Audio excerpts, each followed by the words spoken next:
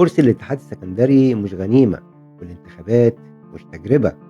أسعد الله أوقاتكم بكل خير. النهاردة مش مجرد حلقة ولا مجرد كلام في الانتخابات. النهاردة بداية مشوار الوعي مع الجورناليزم. معكم على رشاد، مذيع ومراسل صحفي. خلال مشواري معاكم هنكشف مع بعض حاجات كتير، مش في الرياضة بس، في كافة المجالات ممكن تكون غايبة عنك. وعشان انتخابات نادي الاتحاد السكندري يوم الجمعة القادم 26 ديسمبر 2025، قررت إن البداية تكون من مكان ليه قيمة كبيرة عندي وعند كل سكندري أصيل. إنه نادي الاتحاد السكندري زعيم الثقة، سيد البلد، كما أطلق عليه جماهيره الوفية الغفيرة. لأن نادي الاتحاد مش مجرد نادي، الاتحاد تاريخ، الاتحاد جماهير عاشقة للكيان، الاتحاد يستحق مننا الكثير والكثير. دايما أقول ودايما كلنا لازم نقول كرسي الاتحاد السكندري مش غنيمة، والانتخابات مش تجربة محدش يجرب فينا. خليكم معايا لنهاية الحلقة عشان في كلام مهم لسه هنقوله.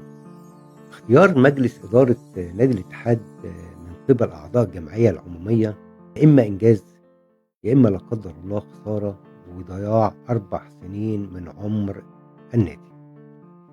كلامي النهاردة موجه لجماهير وأعضاء الجمعية العمومية لنادي الاتحاد السكندري، وبنصح كل عضو بقول له قبل ما تنتخب أو قبل ما تخش لجنة الانتخابات وتدلي بصوتك، اسأل نفسك سؤال واحد بس: مين اللي ممكن يخدم النادي من المرشحين في هذا التوقيت؟ وخليك عارف مفيش مكان للمجاملات ولا للصوت العالي، كله هيجي عكسي. وللأسف الشديد أحيانا بعض الاختيارات المجاملات بتؤدي إلى تدهور أحوال النادي، لأن الاتحاد بيعاني من سنين ومش أي حد ينفع يقعد على الكرسي، لأن الكرسي مسؤولية، مش مجرد شهرة المشتاق، مش شعارات، بل أفعال. اللي عايز يدخل ويأدي ويعطي نادي الاتحاد السكندري أهلا وسهلا بيه، واللي داخل للشهرة والشو احنا مش عايزين. خلال الأسبوعين اللي فاتوا شفنا توتر وخلافات داخل النادي، والأمر ده وارد مش في نادي الاتحاد بس، في جميع الأندية. هتلاقي اللي بيضرب تحت الحزام، هتلاقي اللي بيشكك، هتلاقي اللي بيثير فتن، هتلاقي اللي بيتكلم في سمعة. كل الكلام ده بيحصل في جميع الأندية وفي أعرق الأندية. وكنا نتمنى أن يكون هناك رؤية واضحة وبرامج وخطط من قبل المرشحين، ولكن أنا مش شايف قدامي غير قوائم. عموما اللي تقدموا أهلا وسهلا بيهم، ويعني نتمنى أن ربنا يوفقهم في القادم. خلينا من البداية نكون واضحين ونوضح شيء مهم بالنسبة لمنصب رئيس النادي الأستاذ محمد أحمد سلامة ونائبه الأستاذ إبراهيم شعبان. تم حسمهم خلاص بالتسليم. هنا المفروض أي كلام وأي انتقادات وأي هجوم يتم وقفهم تماما، مفيش كلام تاني غير إن احنا نساند، ويتحول كل الهجوم ده وكل الانتقادات دي إلى مساندة وليس سهام موجهة، لأن الأمر أصبح واقع ويجب على الجميع المساندة فقط. أعتقد أن لو رئيس النادي ونائبه أستاذ إبراهيم شعبان كانوا نزلوا انتخابات كان هيكسبوا. ده اعتقادي وده رأيي، وعشان كده أي كلام ملوش لازمة. لو قدرت تساند أهلا وسهلا، ولو ما قدرتش اسكت أفضل، وأفضل كمان للنادي. ونسيب بقى الناس تشتغل في هدوء وتتحمل مسؤوليتها. نكتفي بالمساندة، ولازم نرفع شعار لا للتصيد، لا لإثارة المشاكل، نعم للاستقرار، نعم لدعم المجلس الفائز أيا كان تكوينه.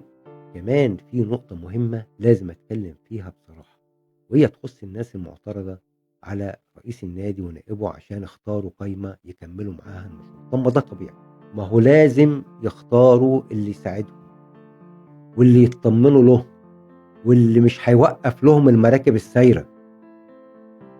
وعلى فكرة ده تصرف صحي ومنطقي، وهيكون أفضل من مجلس يدخل في صراعات ويضيّع وقته وتنتهي ال4 سنين من غير ما يحقق أي شيء. إحنا عايزين إيه بالضبط؟ إحنا عايزين نجاح والّا عايزين فشل؟ باقول الكلام ده ليه؟ لإن الناس كلامها بقى كتير أوي، ووجب بقى حاليًا على الجميع السكوت، لازم تسكتوا والوقوف بجانب المجلس الجديد أيًا كان تكوينه. وطبيعي جدًا إن أي مجلس أو رئيس مجلس يختار الناس اللي هتشتغل معاه، ده طبيعي. هيشتغل إزاي؟ لو مدخّل ناس هتعمل معاه صراعات. اختلف، اختلف زي ما أنت عايز، وانتقد زي ما أنت عايز، لكن التجريح والغلط والاتهامات مرفوضين تمامًا. كمان بانصح وباوعّي عضو الجمعية العمومية في نادي الاتحاد السكندري قبل ما تدلي بصوتك، خلّي ضميرك يسبق قرارك، خلّي ضميرك يسبق قرارك. مش كل واحد ييجي لك بصوته عالي يبقى هو ده المنقذ. في ناس بتفرح بالناس اللي أصواتهم عالية. أحيانًا اللي بيقول أنا هامنع الفساد، أنا هاكشف الفساد، أنا هانضّف، تلاقيه أول واحد بيخربها. لإن الشخصيات اللي زي دي عادة مش بتكون متعاونة مع أي مجلس، مش بيبقى عندها خبرة وبالتالي بيكسّر في اللي قدّامه على طول عشان يظهر وتطلع مجموعة تقول له برافو، رغم إنه وقف حال الدنيا.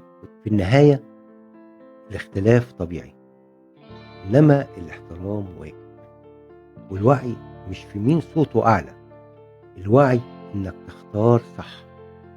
وصلنا لآخر حلقتنا النهارده، انتظروني اللي جاي أهم وأعمق. استودعكم الله الذي لا تضيع ودائعه. اللهم إني أحتسب هذا العمل لوجهك الكريم.